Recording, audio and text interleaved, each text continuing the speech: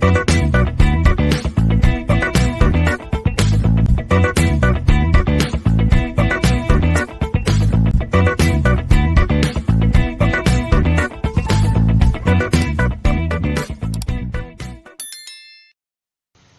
everyone, in this video lecture I'll be discussing about construction and working of photovoltaic cell and preparation of solar grade silicon by union carbide process. Photovoltaic cell. Energy is very essential to human being to sustain life.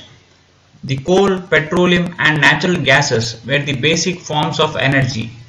But at today's scenario, all these forms are being slowly depleted from the earth crust.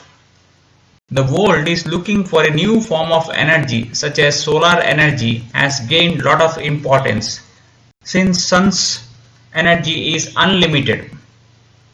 Photovoltaic cell or solar cell are the semiconductor devices that convert sunlight falling on them into electricity. As long as the light falls on the solar cell, it generates electrical power. When the light falling on solar cell stops, generation of electricity stops. In this slide, I will be discussing about advantages and disadvantages of solar cell. First, I will go through the advantages of solar cell. Solar cell is unlimited, inexhaustible and pollution free. They need no recharging. They operate at ambient temperature. These are corrosion free and low maintenance. They are environmental friendly. They have no movable parts, hence no wear and tear. One more advantage what I like to add into this is nothing but solar cell reduces the electricity bill to some extent. Next, I will go through the disadvantages of solar cell. It is practically favorable near sunny area with relatively cloud-free atmosphere. It is not available at night time. The cost of installation of solar panel is very high. Solar cell produce DC power, that is direct current power, which has to be converted into AC power, that is alternative current power, when we are using to distribution grids. One more disadvantage what I like to add is nothing but solar cell generally requires large space and open area for installation. So these are some of the important disadvantages of solar cell. General properties of silicon. So let me discuss here some physical and chemical properties of silicon. Silicon is a member of carbon family having atomic number of 14 and belongs to the group 14. It has two allotropic forms. One is in shiny greyish blackish crystal, other which is non-crystalline in structure but exists as brown powder. Silicon is the second most abundant element present in the earth crust after oxygen. Silicon is crystalline metalloid which is shiny grey in nature. So it has the properties of both metal and non-metal. It is generally solid at room temperature, which is highly inert at room temperature but very reactive at high temperature. It has high melting point and boiling point. Next, it is highly brittle and reflects light. It is relatively inert but it is attacked by alkalis and halogens. It is found in pure state as dioxide and silicates. The band gap which is present in silicon is 1.12 electron volt, but it decreases on doping and exhibits higher conductivity. It is widely used in semiconductor industry and in electronic industry. So these are some of the important general properties of silicon. Design of solar cells. In this slide, I will be discussing about how a photovoltaic cell is converting into an array. Photovoltaic cells are connected electrically in series and parallel circuit to produce high voltage. Solar cells mounted on a structure and interconnected to form a module. Modules are produced by connecting 30 to 36 cells in series, which generates 15 to 18 volts, enough to charge 12-volt battery. Like solar cells, solar modules can be connected in series and parallel to increase current or voltage. When more than one module are assembled together as a pre-wired field insulation unit, the structure is called as panel. For higher voltage, modules are interconnected to form panel. So here we can see array, which is nothing but a complete power generating unit consisting of many modules and panels.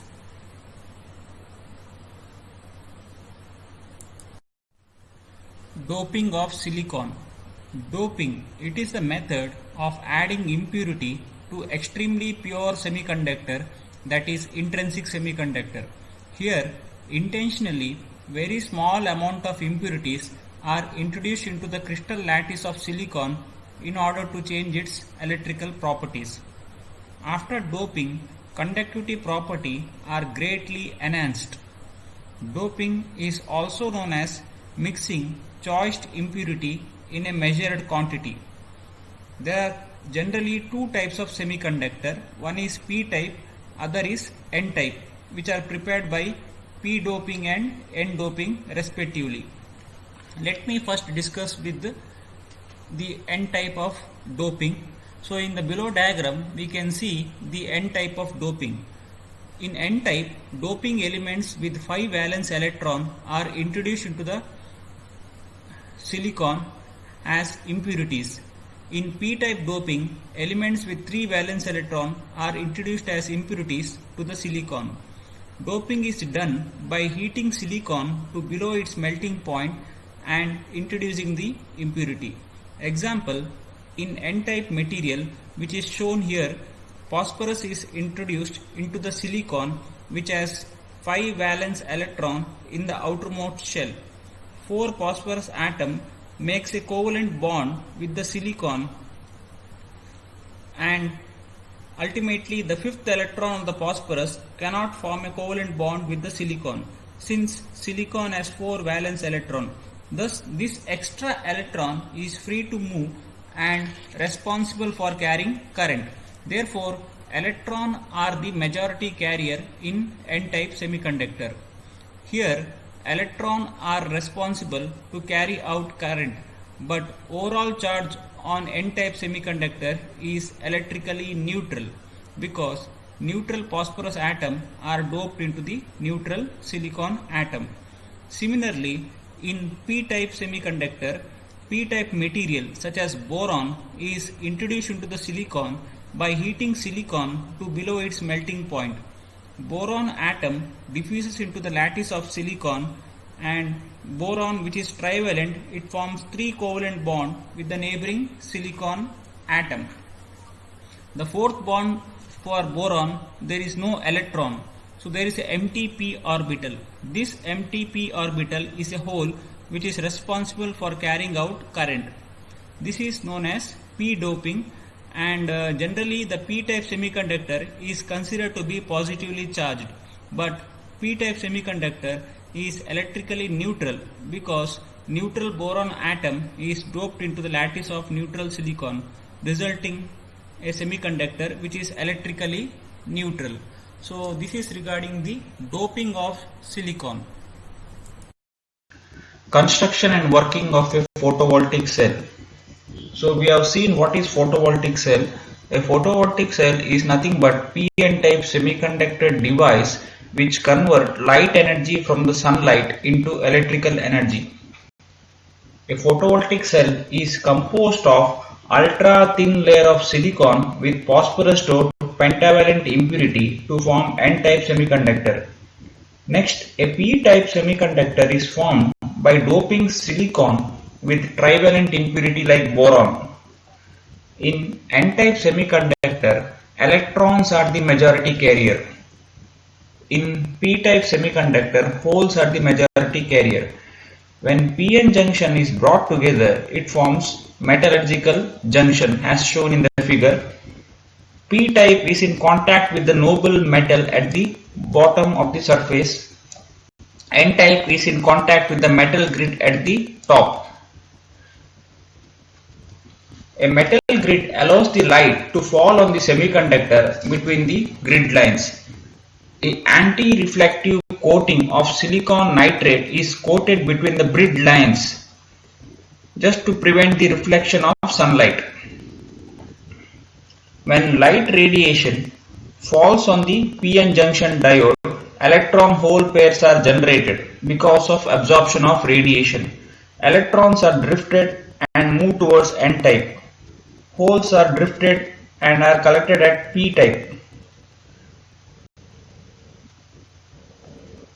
When these two ends are electrically contacted through the conductor, there is a flow of current between two ends through the external circuit. Thus, photovoltaic current is produced and it is available for use. So, this is regarding the construction and working of a photovoltaic cell. Preparation of solar grade silicon by union carbide process. So, solar grade silicon refers to a grade of silicon which is usable in manufacturing solar cells. So, these can be prepared by union carbide process in two steps. First, metallurgical grade silicon is prepared. From metallurgical grade silicon, solar grade silicon can be produced. So, let's see the number of steps involved in the preparation of solar grade silicon. Quartz is nothing but the main starting material which is required to produce solar grade silicon. Quartz along with the coke is taken separately and it's passed through a electrical furnace.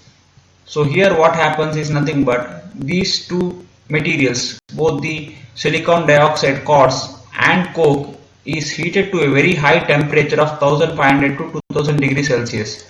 So coke is nothing but the reducing agent which reduces the silicon dioxide to silicon, plus carbon monoxide is liberated. So in the next step, the silicon obtained is treated with oxygen and sand. The elements such as aluminum, calcium, magnesium reacts with the silica sand to form slag and silicon. Thus the silicon obtained is known as metallurgical grade silicon, the purity of 98 to 98.5% pure.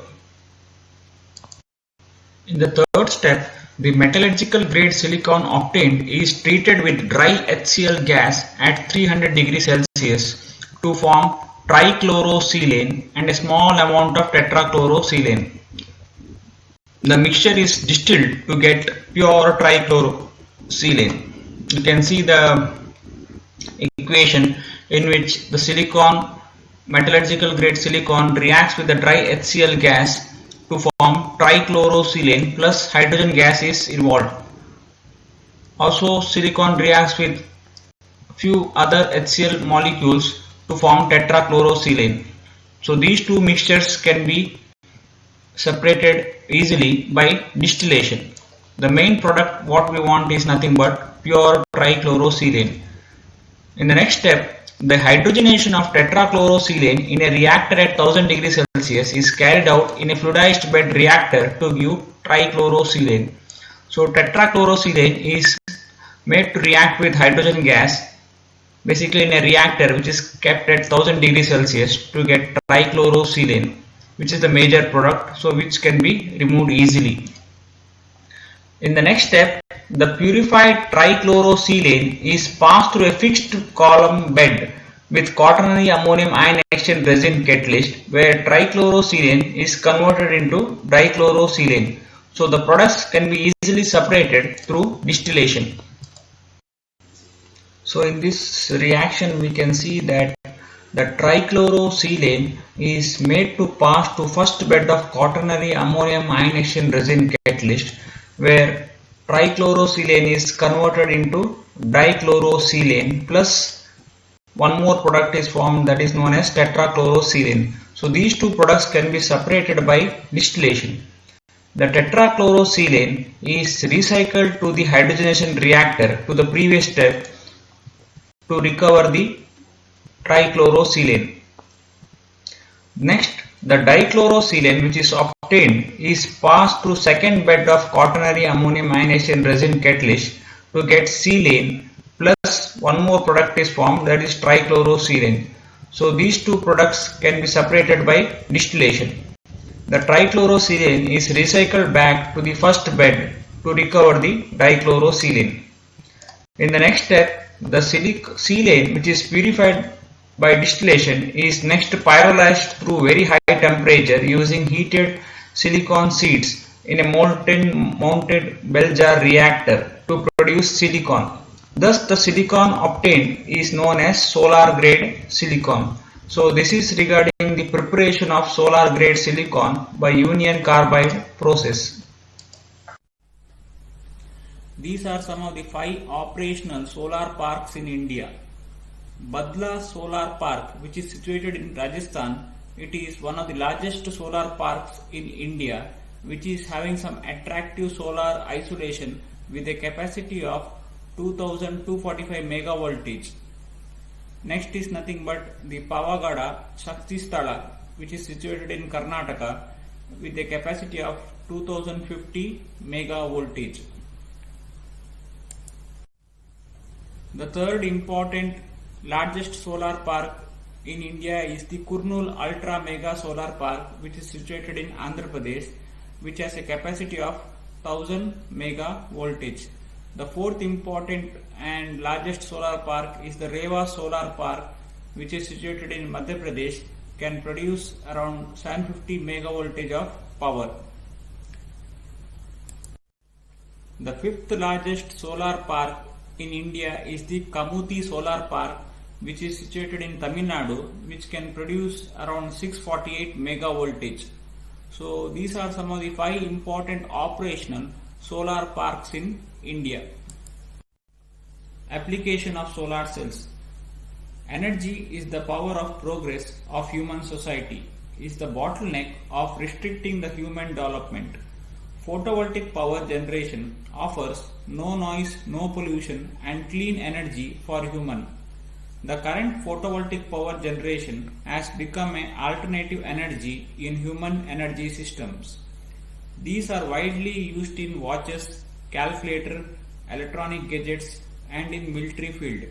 Example, photovoltaic cell is widely used in American military base for military utility. They are also used in portable power supplies. The Indian Railway have provided solar panels on the rooftop of the railway coaches. Solar cells are also used in satellites and spacecrafts where sun's energy is directly converted into electricity. Solar cell is very much useful to remote area or villages where power supply is not possible. So these are some of the important application of solar cells.